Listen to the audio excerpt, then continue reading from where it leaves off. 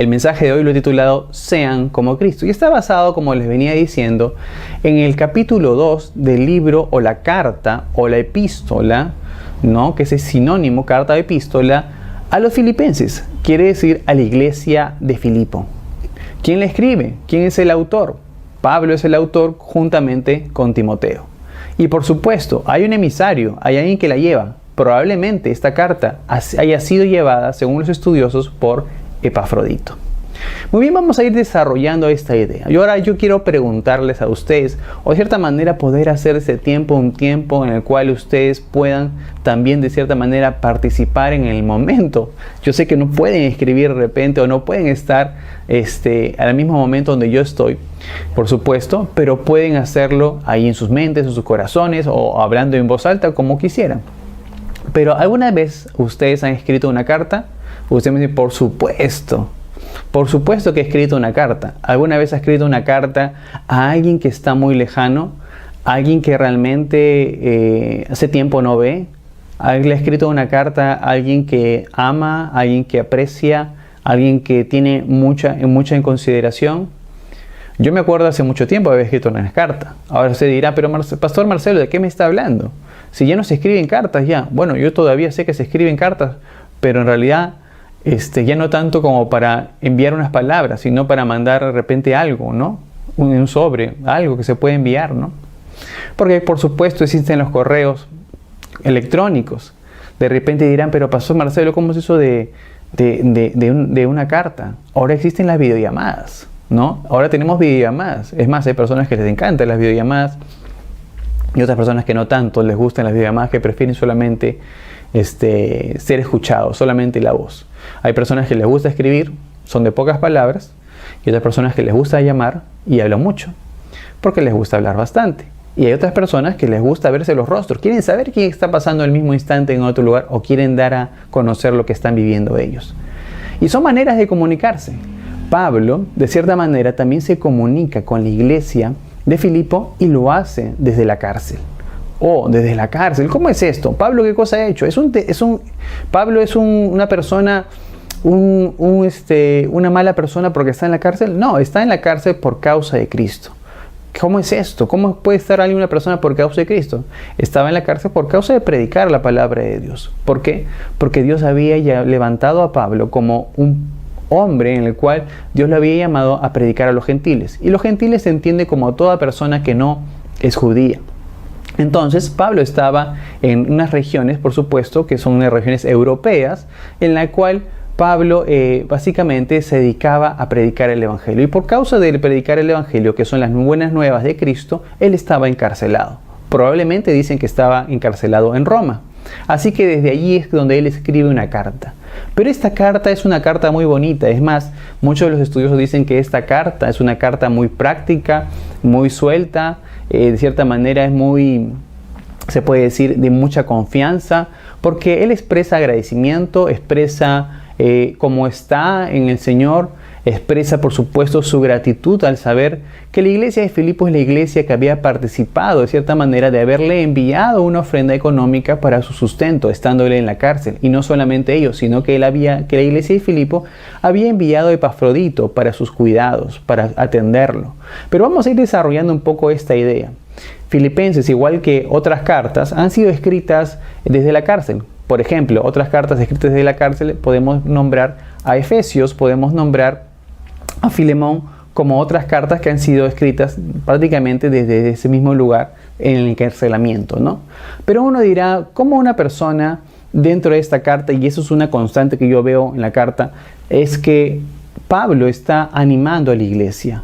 Pablo le está diciendo a la iglesia que se goce. ¿Y cómo es que una persona que está encarcelada, es más, no solamente encarcelada, sino que le habían puesto unas cadenas, ¿no? Como una persona que estaba encadenada y encarcelada podría animar a otras personas o podría ayudar a otras personas, decirle a otras personas que se gocen o que se alegren. Un poco difícil, un poco complicado de entender.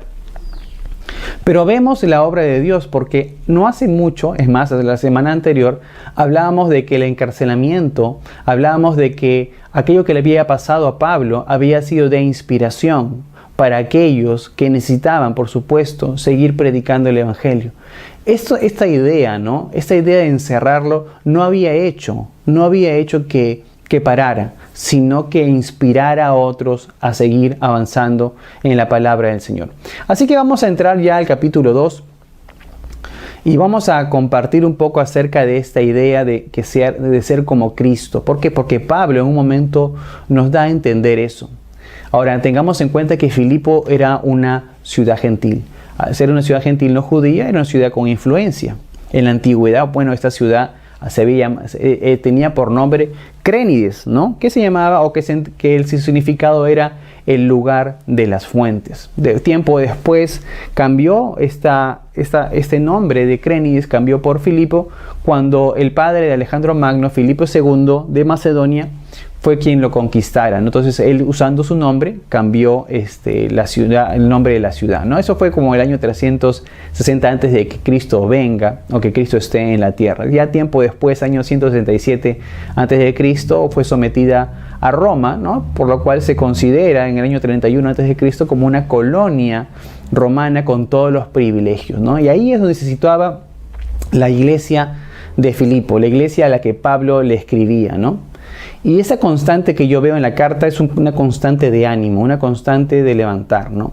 Y uno dirá, ¿cómo es posible que alguien encarcelado pueda dar ánimo a otro? ¿Cómo es que alguien que está en necesidad pueda ayudar a otros? ¿Cómo alguien que le falta puede realmente ayudar a otros? ¿Cómo alguien que probablemente debería estar triste está animando a otros? ¿Usted conoce a alguien así?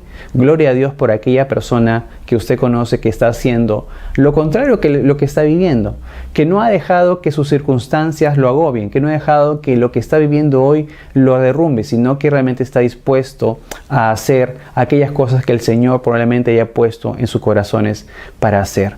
Y vamos rápidamente a los primeros versículos y voy a leer con ustedes el versículo 1 y el versículo 2 de Filipenses 2, con lo cual quiero hablarles acerca de lo que Pablo revela, ¿no?, como el propósito de la carta. Aquí en estos versos están unas palabras claves donde Pablo revela el propósito de la carta. Y leemos juntos Filipenses 2 del 1 al 2. Y dice, leo con ustedes: por tanto, si sienten algún estímulo en su unión con Cristo, algún consuelo en su amor, algún compañerismo en el espíritu, algún afecto entrañable, quiere decir que lo estás haciendo pensar, llénenme de alegría, dice, teniendo un mismo parecer, quiere decir esto, un mismo sentir, un mismo amor, unidos en alma y pensamiento. Y lo estoy leyendo en la nueva versión internacional, que es muy clara en esta idea de cómo es que Pablo lo está haciendo pensar. Si ustedes han vivido eso, si ustedes están en Cristo, si ustedes han recibido del Señor Jesucristo la salvación, han sido perdonados, hagan esto, porque si ustedes lo han recibido de parte de Dios y realmente están gozando de las cosas del Señor, hagan esto que yo les pido. ¿Y cuál es la idea de Pablo y qué es lo que Pablo le está diciendo a la iglesia de Filipo? Le está diciendo, número 1, pónganse de acuerdo en lo que piensan y en lo que sienten. Pónganse de acuerdo en lo que piensan y lo que sienten. ¿Por qué? Porque es necesario, por supuesto, esta idea de la unidad de la iglesia. No de muchos pensamientos, no de muchas doctrinas, no de muchos sentires, sino de un solo sentir, el sentir de Cristo. De un solo pensamiento, la doctrina y la enseñanza de Jesús. No de muchos pensamientos, no de muchas enseñanzas, sino de una sola. Lo que está haciendo Pablo es decirle a la iglesia, estén juntos. Estén unidos en lo que piensan, en lo que hacen, en lo que van a hacer, en el propósito para el cual Dios los ha traído a salvación.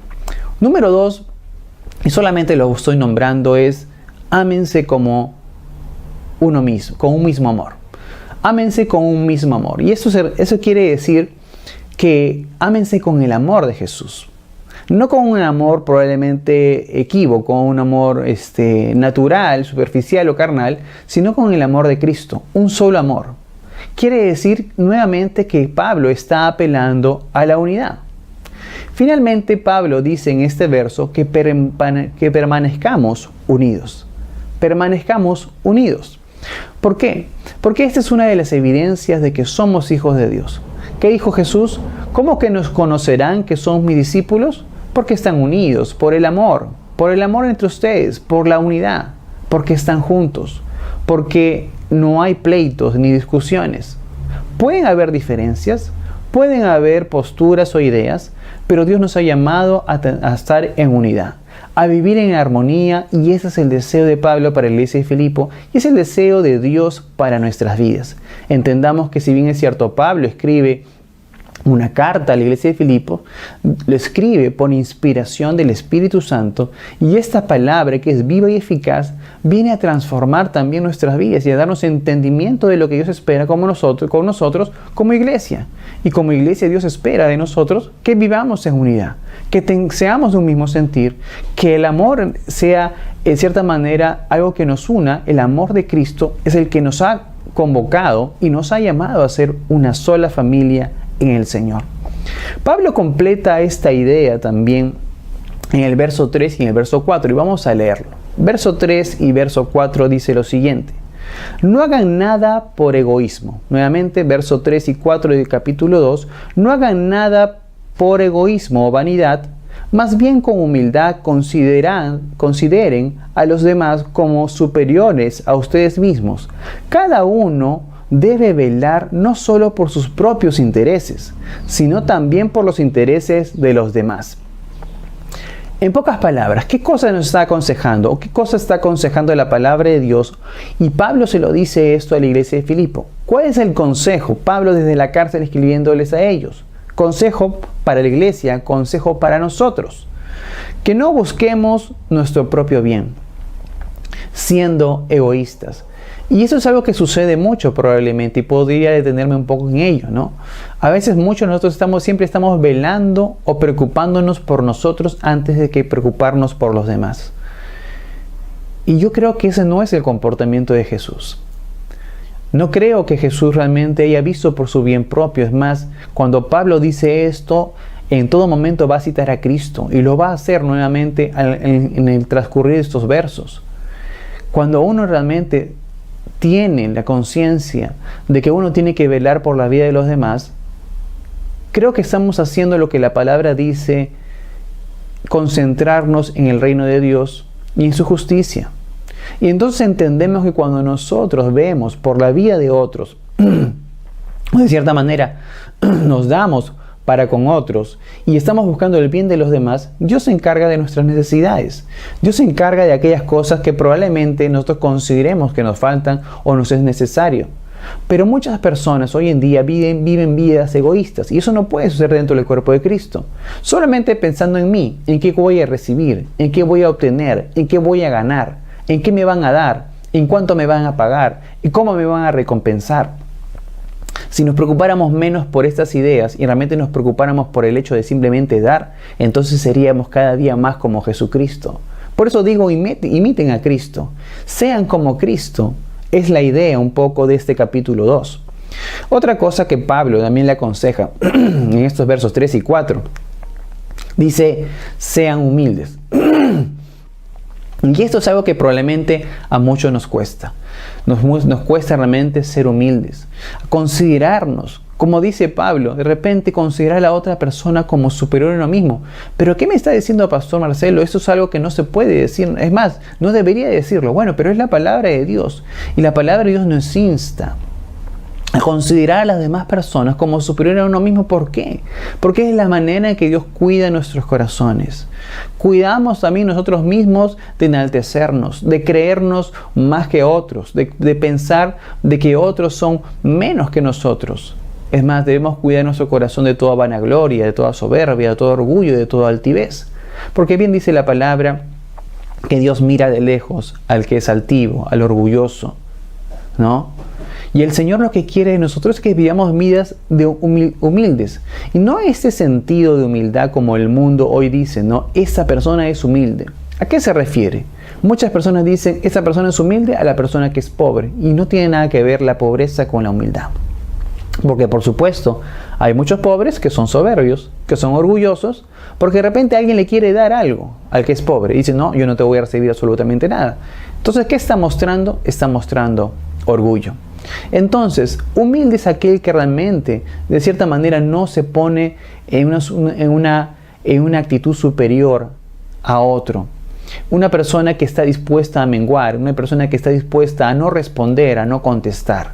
Esa es la humildad, que por supuesto caracterizó a nuestro Señor Jesucristo, porque dice la palabra que Él fue como cordero al matadero, que no abrió su boca, que no protestó, que no dijo, Señor, ¿por qué estás permitiendo esto? ¿No? O de repente lo insultaban y Él devolvía el insulto, de repente le pegaban y él devolvía el golpe. No era así.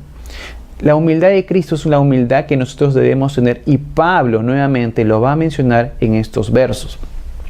Así que probablemente sea difícil, pero esto es el consejo de Dios, ¿no?, para nosotros como iglesia. Seguido de esto, por supuesto, Pablo habla acerca del sentir. ¿Se acuerdan que hace un momento acabamos de decir que seamos de un mismo sentir? Pablo nos ayuda a descifrar esta idea de ser de un mismo sentir. Y por supuesto también de un mismo pensamiento. Bien, vamos al versículo 5 del mismo capítulo y vamos a leer Filipenses 2:5, que dice lo siguiente. Filipenses 2:5 dice: haya pues en vosotros este sentir que hubo también en Cristo Jesús. Haya pues este mismo sentir. Pablo con esta declaración está diciendo: imiten a Cristo. ¿Pero por qué? Pero dice: haya este mismo sentir. En otras versiones, por ejemplo, la versión NBI dice: sean como Cristo. En vez de haya pues este mismo sentir, dicen: sean como Cristo. Y la versión NTV dice: tengan su mente. O sea, quiere decir que piensen de la misma manera que Cristo piensa. Acá hay dos cosas muy importantes y yo las resumo en lo siguiente: imiten a Cristo y piensen lo mismo. ¿Piensen lo mismo de que quién? Lo mismo que pensó Jesús. ¿De qué manera debemos conducirnos? Como Cristo se ha conducido. Porque por eso la palabra dice que a los creyentes les llamaban, ¿no?, cristianos, porque se parecían a Cristo. Y la gran pregunta para nosotros hoy en día es: ¿realmente nos parecemos a Cristo? ¿Realmente somos aquellas personas que otras personas dirían: esa persona que va caminando para allá se parece a Jesús? ¿Realmente es algo que pasa con nosotros? Si no pasa con nosotros, tenemos que revisar nuestras vidas, porque la meta y la idea del Señor es que cada día nos parezcamos más a Él. ¿Por qué? Porque estamos siendo santificados, estamos siendo edificados, renovados por el Espíritu Santo de Dios a través de su palabra, a través de los tiempos de oración, los tiempos que tengamos con el Señor. Así que el Señor nos insta, por supuesto, a tener el mismo sentir que tuvo Jesús, a imitar lo que Jesús hizo en su humildad, en sus pensamientos, en su unidad, en su deseo, en su obediencia. El Señor nos está instando en esta mañana a imitarlo, a tener de cierta manera esa misma pregunta a nosotros en nuestras propias vidas. ¿Estamos realmente siendo como Jesús? Tremendo, ¿no? Eso es algo que siempre debe suceder. ¿Por qué? Porque Pablo lo que está haciendo es nuevamente toda enseñanza llevándolo o apuntando, como se dice, a Cristo. Está apuntando a Cristo en la manera de pensar y en la manera en la que debemos andar. Muy bien, quiero compartir también con ustedes una segunda cosa a la cual la misma Biblia nos habla acerca de la humillación de Cristo. Y así que vamos a ir al verso que está... vamos de nuestras Biblias en el verso 6 y vamos a leer del verso 6 al verso 11. Pero esta parte es conocida, del verso 6 al verso 11, es conocida como el himno de Cristo, ¿no? En griego, de la palabra kenosis, que significa despojo, ¿no? En griego, kenosis, que significa despojo. Muy bien. Seguramente muchos de ustedes están apuntando ahí, así que seguimos con esta idea. Filipenses 2, del 6 al 11. ¿Y por qué hablamos de despojo? ¿Por qué? Porque Cristo se despojó. ¿De qué cosa se despojó? Filipenses 2, del 6 al 11 dice lo siguiente: el cual, siendo en forma de Dios, no estimó el ser igual a Dios como cosa a que aferrarse, sino que se despojó a sí mismo, tomando forma de siervo, hecho semejante a los hombres, y estando en la condición de hombre, se humilló a sí mismo, haciéndose obediente hasta la muerte y muerte de cruz. Por lo cual Dios también le exaltó hasta lo sumo, y le dio un nombre que es sobre todo nombre, para que en el nombre de Jesús se doble toda rodilla de los que están en los cielos y en la tierra y debajo de la tierra, y toda lengua confiese que Jesucristo es el Señor, para gloria de Dios Padre. Yo dije, ya leí el versículo, qué hermosa porción estamos compartiendo. Acá debería acabar el mensaje. Pero bueno, como la idea es seguir estudiando el capítulo 2, vamos a continuar. Pero esta parte, llamada por supuesto en la kenosis o el despojo de Cristo, ¿no? Nos habla y cita mucho de lo que podemos nosotros saber y aprender, que también nos muestra, por supuesto, acerca del siervo sufriente, que es Jesucristo, que aparece en Isaías capítulo 40 al 45. Entonces, mucho se habla acerca del sufrimiento de Cristo. Y a veces nosotros no tenemos en cuenta realmente lo que Jesús hizo. Y probablemente mucho de lo que nosotros creemos o hacemos, probablemente simplemente se basa en una idea que Cristo fue a la cruz, murió y resucitó. Pero no hemos meditado en el sufrimiento de Jesús. No hemos meditado realmente en lo que Él realmente hizo por nosotros. Y esto tiene que ver con esta idea de realmente entender nuestra salvación. ¿Por qué muchos creyentes o por qué muchas personas que creen en Dios realmente no perseveran en el Señor? Porque probablemente no han entendido la salvación, no han entendido la obra de Cristo. De repente su idea de Cristo en la cruz es muy básica, es muy simple, a tal punto de que la catalogan o la llevan a ser como parte de una película, una imagen más. Cuando la palabra habla de despojo, quiere decir que Él dejó absolutamente todas las cosas. La NBI usa una palabra mucho más fuerte, y la palabra que usa la NBI es se rebajó. ¿Cómo que se rebajó? Se rebajó en el hecho de que dejó de ser, dejó esa idea de estar delante de Dios Padre, siendo el Hijo Jesús, ¿no? Y terminó siendo un hombre como nosotros. Quiere decir que de realmente tener todos estos privilegios como Dios, se hizo hombre. La NBI dice se rebajó. Por supuesto, en el caso de las otras versiones hablan sobre un despojo, hablan sobre una renuncia, sobre que no estimó, quiere decir que no tuvo en cuenta más, no lo tuvo más en alto esta idea de ser Dios, sino que se hizo hombre. Y se humilló, dice la palabra, haciéndose hombre. Haciéndose hombre se humilló. Y no solo ello, sino que la palabra dice que se hizo siervo. Siervo es igual a esclavo, como lo veníamos compartiendo también semanas anteriores. Siervo es igual a esclavo. Y la NTV dice lo siguiente, algo que me llamó mucho la atención. La NTV es una versión. Y esta versión dice se hizo esclavo de todos. Pero ¿cómo es que se hizo esclavo de todos? Claro, porque se hizo esclavo de todos porque fue aquel que fue el sacrificio. Es como que Él se hizo esclavo de todos nosotros porque Él fue el sacrificio perfecto por nuestros pecados, la ofrenda perfecta, la que no tenía mancha, ¿no? Desde su nacimiento, desde su vida hasta su muerte, Jesús no tuvo pecado porque por eso fue Él el sacrificio perfecto por nuestros pecados. Era necesario que hubiese perfección en el sacrificio por nosotros.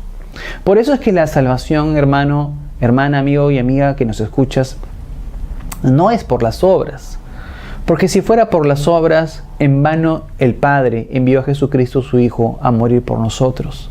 No tendría razón que Cristo muriera si la salvación fuese por tu bondad o por tus buenas obras o por tu caridad.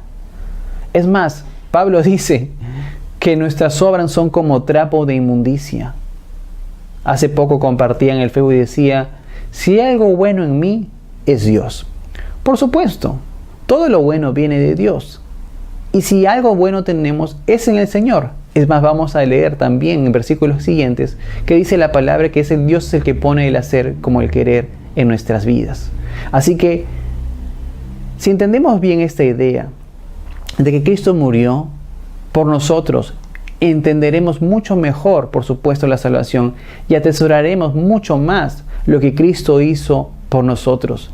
Cristo mostró una humildad una humildad tan poderosa y tan fuerte que probablemente es difícil de imitar, pero es algo que Dios nos insta a nosotros a hacer como hijos de Él, que seamos humildes, que realmente tengamos una condición o una posición en nuestra actitud, en nuestra forma de pensar, en nuestra forma de ser, humildes como Cristo fue al entregarse en esa cruz del Calvario por cada uno de nosotros. ¿Por qué nosotros no podemos ser humildes? ¿Por qué si Cristo nos da el ejemplo, por qué nosotros no podemos imitar también esa humildad? Pablo les insta, por supuesto, le dice a Filipo que vivan en unidad y que vivan en humildad. Y está dando como ejemplo la muerte de nuestro Señor Jesucristo. Su humildad, el hecho de que simplemente no se creyó más, pudiendo ser Dios, siendo Dios, que no se creyó más y no tomó de sus privilegios, no tomó esos privilegios de cierta manera para hacer aquello que podría haber hecho, sino que se humilló siendo hombre, haciéndose hombre para morir en esa cruz del Calvario por ti y por mí. Así que este llamado del Señor a ser humildes lo hace, por supuesto, el Señor con toda autoridad. Pero también la palabra habla acerca de su obediencia, porque por causa de su obediencia, nosotros hemos sido salvados. ¿Hasta qué punto estamos hablando de la obediencia? Estamos hablando hasta el punto de la muerte, una obediencia hasta la muerte. Y por ello, nosotros también nos tenemos que hacer la pregunta, ¿hasta qué punto nosotros estamos peleando, estamos batallando, estamos sufriendo probablemente por no pecar, por no hacer lo malo? ¿Hasta qué punto realmente estamos haciendo lo suficiente para obedecer a Dios? ¿Será hasta la sangre? ¿Será hasta la muerte? ¿Será realmente que estás obedeciendo como Cristo? Probablemente es algo que tenemos que revisar cada uno de nuestras vidas, porque Jesucristo dice que fue obediente hasta la muerte y muerte de cruz. Así que no fue una muerte sencilla, no fue un paro del corazón, como dicen algunos, me gustaría morir durmiendo, que se me pare el corazón y adiós. No, fue una muerte dolorosa, fue una muerte que se prolongaba, fue una muerte que empezó, como muchos saben, como esta película también que seguramente algunos han visto, La Pasión de Cristo. Empezó desde que hablen mal de Él, desde los insultos, desde los escupitajos, desde los golpes. Empezó básicamente desde los latigazos, de rasgar su ropa, de rasgar su propia carne, de desangrentarse, de haberle perforado su costado, de haber perforado sus manos, de haber perforado sus piernas, sus pies, de haberlo colgado de una cruz, de un madero, y dejar que se desangre hasta que muera. Esa muerte es una muerte buena, es una muerte que tú y yo desearíamos tener. Por supuesto que no. Seríamos los primeros en salir corriendo, porque lo que Jesucristo hizo en la cruz del Calvario y la manera que Él murió ha sido y es probablemente una de tantas maneras terribles, dolorosas, humillantes que una persona puede morir. Dice la palabra que Jesucristo se hizo maldición, y por eso que al haber hecho maldición y el haber él cargado sobre Él todos los pecados, Él llega a decir: Padre, ¿por qué me has abandonado? El pecado estaba sobre su cuerpo y en ese lugar estaba siendo clavado por ti y por mí. ¿Cómo no atesorar? ¿Cómo no pensar? ¿Cómo no meditar en la obra de Cristo Jesús en mi vida? Por supuesto que sí. La palabra dice que toda la ira de Dios cayó sobre su cuerpo. La palabra de Dios dice que el Señor, el Padre, lo abandonó en esa cruz. ¿Por qué? Porque era necesario que el pecado sea ciertamente pagado. Y fue quien lo pagó, Cristo. Es más, Dios ni siquiera le da al hombre la pizca ni la oportunidad de salvarse a sí mismo por las obras, porque cuando el hombre pecó desde el Génesis, Dios se proveyó de un cordero, y ese cordero era su Hijo Jesucristo. Es más, ni siquiera tú ni yo tenemos parte en nuestra salvación, porque cuando nos equivocamos, es Cristo quien nos perdona, es Cristo quien se da por nosotros. Por la sangre de Cristo es que tenemos perdón. ¿Y por qué somos salvos? Somos salvos por la fe, porque creemos que Jesucristo es el Señor, para gloria de Dios Padre. como dice la palabra, para que delante de Él toda persona se arrodille y confiese que Jesucristo es el Señor. Así es el deseo de Dios para con nosotros. Y eso es algo que debemos atesorar, creer, comprender y meditar día tras día. Si bien es cierto, Jesús se hizo esclavo, se hizo, como dice la palabra, se humilló, su futuro o su deseo en el Señor era que después de pagar en esa cruz, Él sea levantado. No quiso que permaneciera allí bajo tierra. No quiso que permaneciera dentro de una tumba. No quiso que permaneciera en esa condición, sino que sea exaltado, que sea levantado, para que otros lo conozcan y lo adoren. Así que después de la humillación, probablemente viene la exaltación. Y entendamos también esta idea, ¿no? Es como aquella persona que siendo esclavo terminó siendo el rey sobre todos. Es como aquella persona que siendo pobre terminó siendo la persona más rica sobre la faz de la tierra. Por eso dice la palabra que Él se convirtió en rey, para que lo confesemos como Señor, para que nos arrodillemos delante de Él, ¿no? Para que todo ser viviente lo reconozca, para gloria de Dios Padre, que en su misericordia maravillosa se dio por ti y por mí en esa cruz. No se quedó allí en la tumba, sino que resucitó para la gloria de Dios. Y no simplemente para que, sí, yo hice algo. No hicimos absolutamente nada. La salvación es por gracia. Es un regalo, es un don de Dios para con nuestras vidas. Entonces, teniendo este ejemplo, vamos a ir avanzando. Teniendo este ejemplo, el ejemplo de Cristo, ¿no? Pablo dice lo siguiente en Filipenses 2, del 12 al 15. Y usa la palabra, en el caso de la Reina Valera, dice por tanto.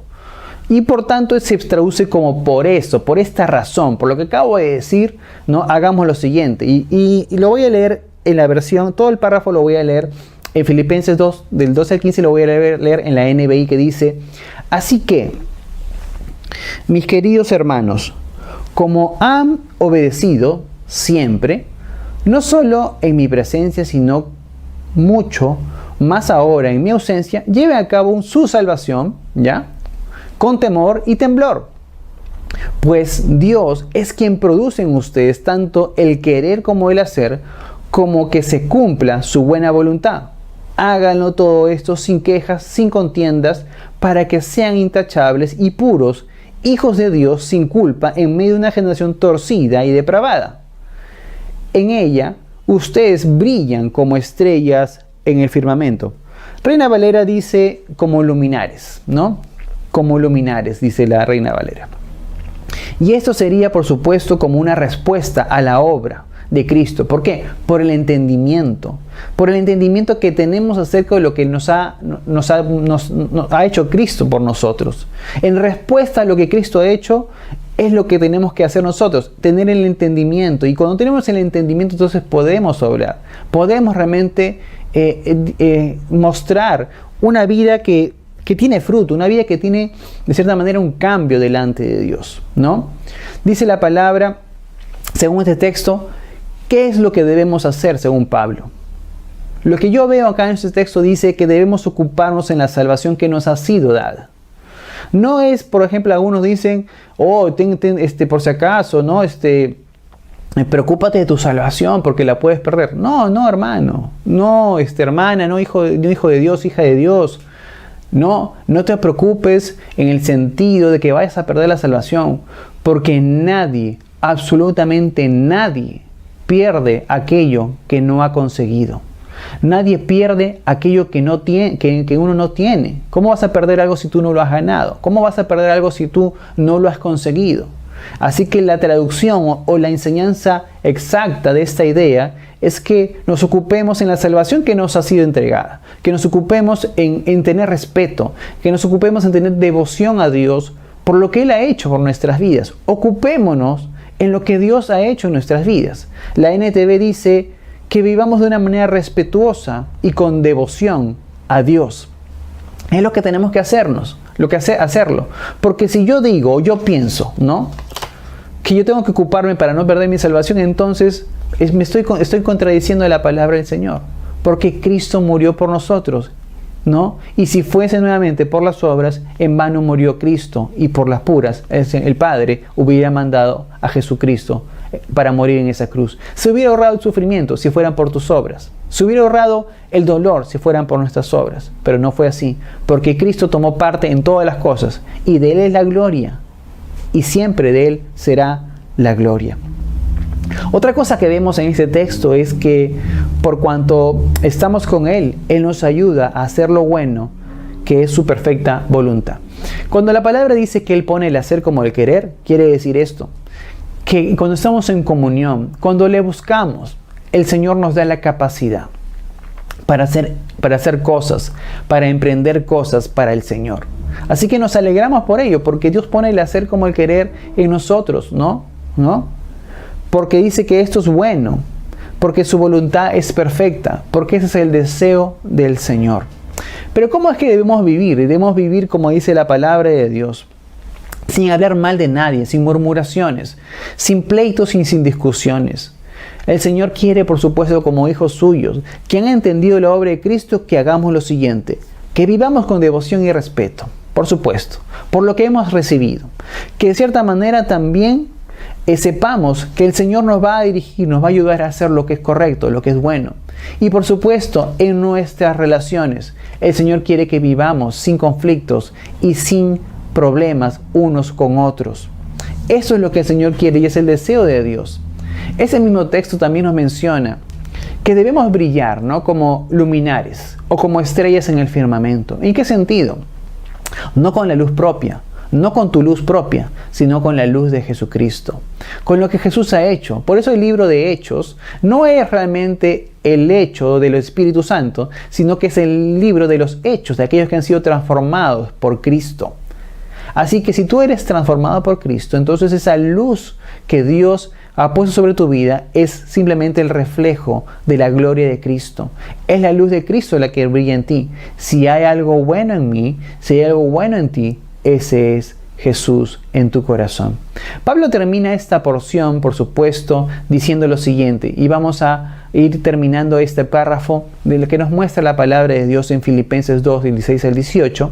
Filipenses 2, 16 al 18 dice, manteniendo en alto, dice, lo leo en el NBI, manteniendo en alto la palabra de vida, así en el día de Cristo me sentiré satisfecho de no haber corrido ni trabajado en vano, aunque mi vida fuera derramada sobre el sacrificio y servicio que proceden de su fe, me alegro y comparto con todos ustedes mi alegría. Así también ustedes alégrense y compartan su alegría conmigo. Pablo, ¿qué cosa está diciendo? Que nos agarremos de la palabra de vida que trae salvación, de la palabra de vida que habla acerca de las buenas nuevas de Cristo, que estemos arraigados, aferrados, agarrados, asidos, ¿no? De la palabra de vida que Dios ha puesto en nosotros. Y la palabra de vida es la palabra de Cristo. Es la que debe fortalecer, la que debe permanecer en nosotros. Es la que debe fortalecer nuestras vidas en los tiempos de dificultad. Saber que Cristo está con nosotros. Y si Él está con nosotros, Él tiene lo mejor para con cada uno de nosotros. Así que tomemos este consejo de la palabra de Dios, que estemos agarrados en todo tiempo a la palabra de vida. Y Pablo en un momento dice, para que de cierta manera, si yo tengo que morir, ¿no? Y probablemente esté próximo a morir, no sea en vano, ¿no? Que no sea en vano todo lo que yo les he predicado, que no sea en vano todo lo que yo realmente les he dado y he compartido, ¿no? Para que la muerte de Pablo, ¿no? Que probablemente esté próxima, no haya sido en vano. Y eso lo dice Pablo a la iglesia de Filipo. Y si fuera que Pablo tuviese que morir, y es más, Pablo muere, por supuesto, pero en ese momento no lo revela la palabra, sino después en otra escritura. Si Pablo muere, que aún dice Pablo, ustedes también alégrense conmigo. Es más, Pablo entendía de cierta manera que morir por Cristo Jesús era de cierta manera una gloria, una alegría probablemente. Y versos anteriores ya lo venía diciendo, el morir para mí es Cristo, ¿no? Perdón, claro, al morir de cierta manera era ganancia, ¿no? Pero el vivir era para el Señor, para realmente servir al Señor. Entonces, el morir para él era una ganancia, seguramente estar delante de Dios. Y si él moría por causa de Cristo, él le decía, alégrense, alégrense. Pero sabía que mientras que estaba en la tierra, él tenía que hacer la labor y cumplir esa labor de predicar la palabra del Señor. Muy bien, habiendo ya cerrado esta idea, solamente terminamos con dos consejos que Pablo habla. Pablo habla de dos colaboradores. Y esos dos colaboradores son dos personas que él considera mucho. Y como él las considera, las menciona. Pero ¿por qué podríamos hilar este último párrafo a este mensaje? Lo podemos hilar desde el hecho de que esas dos personas tienen características de Cristo. ¿Por qué? Porque al haber sido transformados, hermano y hermana, hijo de Dios, hija de Dios, al ser transformados, nosotros nos parecemos cada vez más a nuestro Señor Jesucristo. Y vamos a ver dos características prácticas en la vida de esos dos hombres. Vamos a hablar acerca de Timoteo y acerca de también de Epafrodito, que lo menciona. Y solamente vamos a leer los textos y vamos a cerrar dos ideas puntuales y con eso acabamos este tiempo de la palabra. Filipenses 2 del 19 al 24 habla acerca de Timoteo y dice lo siguiente: espero en el Señor Jesús enviarles pronto a Timoteo, para que también yo cobre ánimo al recibir noticias de ustedes. Nadie como él se preocupa de veras por el bienestar de ustedes, pues todos los demás buscan sus propios intereses y no los de Jesucristo. Pero ustedes conocen bien la entereza del carácter de Timoteo, que ha servido conmigo en la obra del Evangelio como un hijo junto a su padre. Así que espero enviárselo tan pronto como se aclaren mis asuntos, y confío en el Señor que yo mismo iré pronto. ¿De qué está hablando Pablo? ¿Y cuál es la característica que yo veo y que realmente podemos notar que Pablo está mencionando? Timoteo es alguien que busca el bien de los demás y no el propio. ¿No es Jesús mismo aquel que también buscó el bien nuestro y no el propio al ir en la cruz? ¿No es aquel que realmente sufriendo hasta el punto de sudar, ¿no? Probablemente una presión muy fuerte, ¿no? Como algunos dicen que realmente sucedió, él se entregó en la cruz del Calvario y no tomó esta idea de ser Dios, sino que realmente se humilló en la cruz. Buscó el bien probablemente de nosotros como sus hijos. Nos amó como Dios te ama y se dio por ti. De la misma manera, Timoteo muestra esa idea cuando Pablo menciona que él busca el bien de los demás y no busca el propio. Nadie como él, versículo 20, se preocupa de veras por el bienestar de ustedes. Dice, pues todos los demás buscan sus propios intereses y no los de Jesucristo. Pero Timoteo se había, como se dice, negado a sí mismo con tal de hacer el bien para los demás, no teniendo en cuenta aún su propia vida. Pablo lo pone de ejemplo. Y eso es lo mismo que Dios pide de los creyentes. ¿Difícil? Pidámosle al Señor que nos ayude en ello. Vamos a esta segunda y última parte que tiene que ver con Epafrodito. Dice, versículo del 25 al 30 del capítulo 2 de Filipenses 2, del 25 al 30, dice en la versión NBI: ahora bien, creo que es necesario enviarles de vuelta a Epafrodito, mi hermano, colaborador y compañero de lucha, a quien ustedes han enviado para atenderme en mis necesidades. Él los extraña mucho a todos y está afligido porque ustedes se enteraron de que estaba enfermo. En efecto, estuvo enfermo y al borde de la muerte, pero Dios se ha compadecido de él, y no solo de él, sino también de mí, para yo no añadir tristeza a mi tristeza. Así que lo envío urgentemente para que al verlo de nuevo ustedes se alegren y yo esté menos preocupado. Recíbanlo en el Señor con toda alegría y honren a los que son como Él, porque estuvo a punto de morir por la obra de Cristo, arriesgando su vida para suplir el servicio que ustedes no podían prestarme. Es igual como la ofrenda misionera, ¿no? O la ofrenda apostólica, ¿no? Que damos para que otras personas vayan hacer la obra que nosotros no podemos hacer.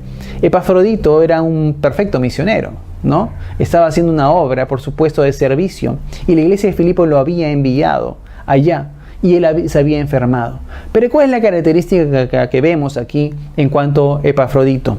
Que probablemente es el que regresa, ¿no?, con esta carta para entregársela a la iglesia de Filipo.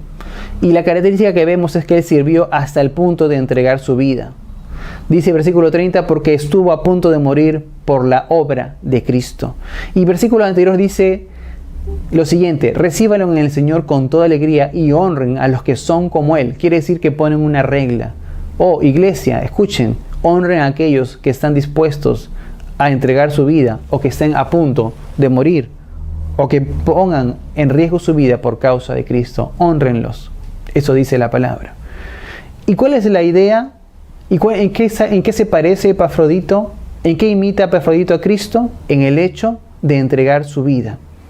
De entregar su vida como Cristo lo hizo. Y nosotros, la gran pregunta: ¿cómo estamos sirviendo? ¿Cómo estamos haciendo la obra del Señor? Después de que entendemos nuestra salvación, ¿cómo es que estamos haciendo las cosas? ¿Estamos realmente poniendo nuestra vida delante de Dios? ¿Qué tanto hemos padecido por la causa de Cristo? ¿Qué tanto nos hemos sentido de repente atacados por causa de Cristo? Por ahí escuché decir a un youtuber: bueno, si es que a ti no te atacan o no te dicen nada, es que probablemente no estás haciendo la obra de Jesús. Porque siempre habrá oposición cuando uno hace la obra de Cristo. Pero cuando uno quiere agradar a todos, maquilla la palabra y no es claro, probablemente tendrá muchos seguidores. Porque a todos les pasa la mano, pero no les dice la verdad.